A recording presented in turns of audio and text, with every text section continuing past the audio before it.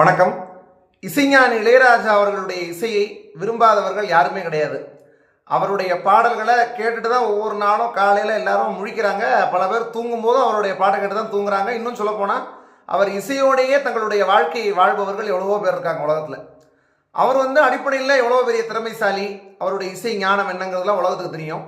ஆனால் சமீப காலங்களில் அவர் கோவப்படுறாரு, ரொம்ப கர்வத்தோடு இருக்காரு, அதுமாரி அவர் பேசுகிற விதம் சரியில்லைன்னு சொல்லி சில பேர் விமர்சனங்கள் வைக்கிறாங்க.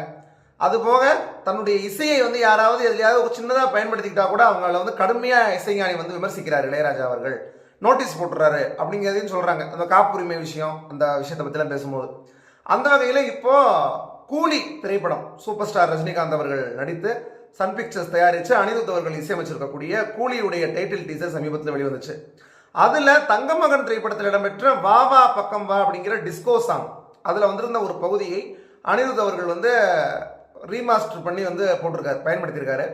அதை கேட்டுட்டு இப்போ இசைஞானி இளையராஜா அவர்கள் சன் பிக்சர்ஸ்க்கு ஒரு நோட்டீஸ் அமைச்சிருக்காரு. தன்னுடைய அனுமதி இல்லாமல் அந்த இசையை பயன்படுத்தியிருக்காங்க, அதற்கு உரிய அனுமதியை நீங்கள் பெறணும், அப்படி இல்லாட்டி அந்த இசையை நீக்கணும் அதுலேருந்து அப்படின்னு சொல்லி இந்த நோட்டீஸில் அவர் தெரிவிச்சிருக்காரு. இதை நியூஸ் சேனல்ஸ் எப்படி போடுறாங்க ஹெட்டிங்கா தலைப்பா அப்படின்னா, ரஜினிக்கு இளையராஜா நோட்டீஸ் அப்படின்னு சொல்லி போடுறாங்க. இதில் ரஜினிகாந்த் அவர்கள் எங்கே வந்தாருங்கிறது நமக்கு புரியவே இல்லை. ஏன்னா அவருக்கும் இதுக்கும் சம்மந்தமே கிடையாது. அவர் அந்த படத்தை நடிச்சிருக்காரு, அவ்வளோதான். மற்றபடி இயக்குனர் லோகேஷ் கனகராஜ், தயாரிப்பு சன் பிக்சர்ஸ், அதை இசையமைச்சது அனிருத். இப்போ இவங்க எல்லாரையும் தான் நம்ம சாரணமே தவிர, இன்னும் சொல்ல போனால் டைரக்டர் கூட அதில் வரமாட்டார். தயாரிப்பு நிறுவனம், இசையமைப்பாளர், இவங்க ரெண்டு பேருக்கும் அந்த ஒரிஜினல் இசையை கொடுத்த இசைஞானி இளையராஜா அவர்களுக்குமான பஞ்சாயத்து தான் இந்த பஞ்சாயத்து. இதில் ரஜினிகாந்த் அவர்களுக்கு வர்றதுக்கு வேலையே கிடையாது. ஆனால் ரஜினிகாந்த் அவர்களை ஹெட்டிங்கில் வச்சாதான் நம்ம அந்த நியூஸை பார்ப்போம்னு சொல்லி இப்படி ஒரு ஹெட்டிங்கை நியூஸ் சேனல்ஸ் போட்டுட்டு இருக்காங்க ஒரு பக்கம். இதில் இளையராஜா அவர்களும் ரஜினிகாந்த் அவர்களுக்கு என்ன பஞ்சாயத்து? ரெண்டு பேருமே அவ்வளோ மிகச்சிறந்த ஒரு நண்பர்கள், ஒருத்தர் சாமி சாமின்னு சொல்லி தான் அழைச்சிக்கிறாங்க. அவ்வளோ ஒரு நெருக்கமான ஒரு நண்பர்கள் ரெண்டு பேருமே. ஆனால் நம்ம அதில் யார் பக்கம் நியாயம் அப்படிங்கிறத நம்ம கொஞ்சம் பார்க்க வேண்டியிருக்கு. என்னென்னா, பொதுவாக காப்பிரைட் சட்டம் என்ன சொல்லுது அப்படின்னா, ஒரு ஒரிஜினலாக ஒரு இசையை ஒருத்தர் கொடுக்குறாரு, ஒரு படைப்பை கொடுக்குறாரு அப்படின்னா, அந்த படைப்பை ஒருத்தவங்க எடுக்கிறாங்கன்னா அதற்கான அனுமதியை யார்கிட்ட இருந்து பெறணும் அப்படின்னா, யார் அந்த காப்பிரைட்டை வச்சுருக்காங்களோ அவங்கள்ட்ட பெறணும்.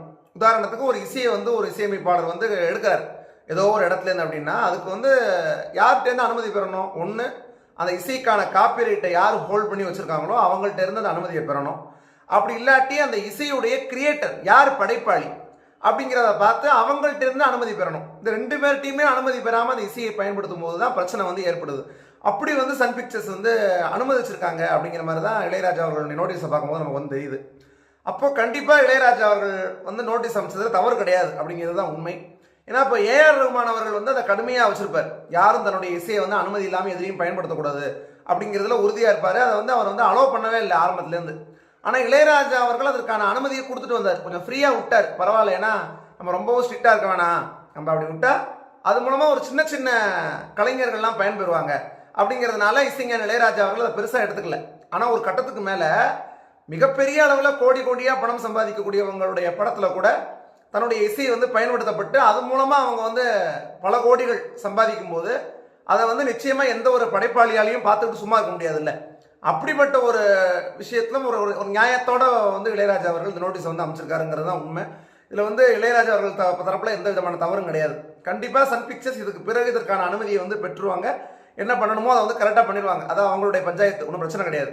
இதில் தேவையில்லாமல் ரஜினிகாந்த் அவர்களுடைய பேரை கொண்டு வரதுல எந்த விதமான அர்த்தமும் கிடையாது அப்படிங்கிறது தான் உண்மை.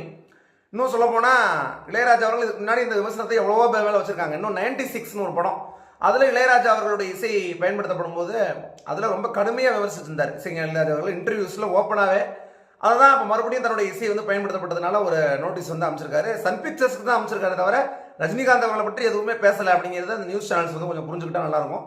அதனால் கண்டிப்பாக எல்லா முறைப்படி அதை செட்டில் பண்ணிடுவாங்க. என்ன பண்ணணுமோ சன் பிக்சர்ஸ் தயாரிப்பு நிறுவனம் அவங்களுக்கு தெரியும். அதனால் நம்ம இதை பெருசாக இதில் எடுத்துக்க வேண்டிய அவசியம் கிடையாது. அதான் இந்த விஷயத்தை பதிவு பண்ணணும், இதை பற்றின ஒரு தெளிவான ஒரு கிளாரிட்டியை கொடுக்கணுங்கிறதுக்காக இந்த வீடியோ. நீங்கள் இதை பற்றி உங்களுடைய கருத்துக்களை கீழே கமெண்ட் பண்ணுங்கள். வீடியோ பிடிச்சிருந்தா லைக், ஷேர், சப்ஸ்கிரைப் பண்ணுங்கள். தொடர்ந்து அடுத்தடுத்து பல்வேறு வீடியோக்கள் சந்திப்போம். நன்றி.